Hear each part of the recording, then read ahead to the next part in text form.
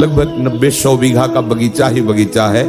कोई भी किसी भी तरह की वहां अर्थ प्राप्ति की कोई आए जाए ऐसा नहीं, कोई अन्न आदि की व्यवस्था नहीं।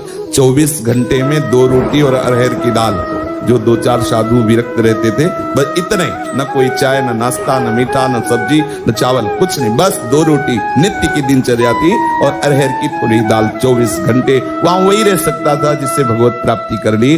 और सांप बिच्छी आदि, अंधेरा, कोई बिजली नहीं, और नीचे भगवती भागीरथी बह रही। बड़ा वैसे वैरागियों के लिए आनंदमय था। जब गंगा किनारे भ्रमण कर रहे थे तो वो स्थान बहुत प्रिय लगा। लगभग 2 वर्ष वहां रहे। बड़ा ही पवित्र स्थान, मतलब जैसे स्मृति आती है तो चित्त चुरा जाता है। थोड़ी देर के लिए वो शोभा सामने आकर्षित करती है।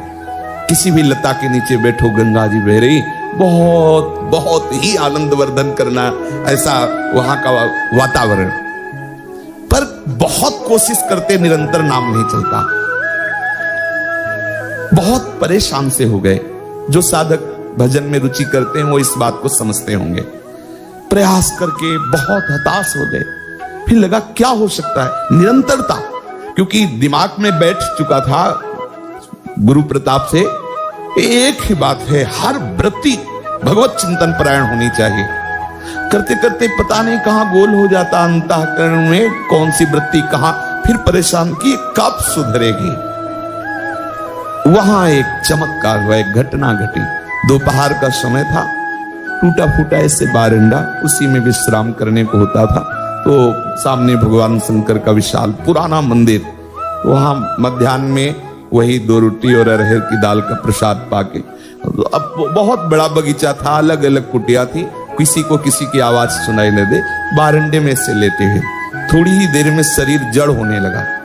हिला नहीं सकते, बस चेतना है कि हम देख सकते हैं, और दिमाग काम कर रहा था। शरीर पूरा एकदम जड़ता को प्राप्त हो गया। बहुत ही सुंदर सुगंध, एक अलौकिक सुगंध, बड़ा उन्मादकारी सुगंध। सामने दृष्टि थी, हिल सकते नहीं थे। देखा गंगा की धारा से श्वेत वस्त्र धारण किए हुए एक महापुरुष धीरे धीरे आ रहे हैं। आकर के सर को गोद में लिया और कुछ बोल रहे थे। वो गुरुमंत्र की तरह स्वीकार किया। उसको कभी बोला नहीं कि वो क्या बोल रहे थे, अंदर ही अंदर उसको वो बस ऐसे ऐसे माथे पे ऐसे करते, 1 मिनट ऐसा ऐसे करके बस फिर अपार सुगंध उनके शरीर से। ये हम कोई स्वप्न नहीं देख रहे थे, कोई ऐसा नहीं था कि तंद्रा भी आई, खुली आंख, बस शरीर में जड़ता थी, हिल नहीं सकते थे।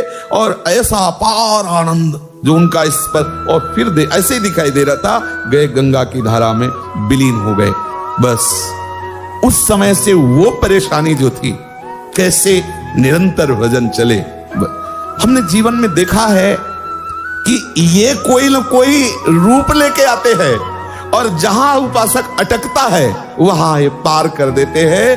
अंतःकरण और अंतःकरण की वृत्ति के ये ही प्रकाशक हैं। ये किसी भी रूप में आ सकते हैं, किसी भी रूप में। ये असंत के रूप में भी आ सकते हैं, बड़े लीला विहारी है, पीट पाट के भी उपदेश दे सकते हैं। मतलब कई ऐसी लीलाएं जीवन में दर्शन करने को मिली भ्रमण के समय।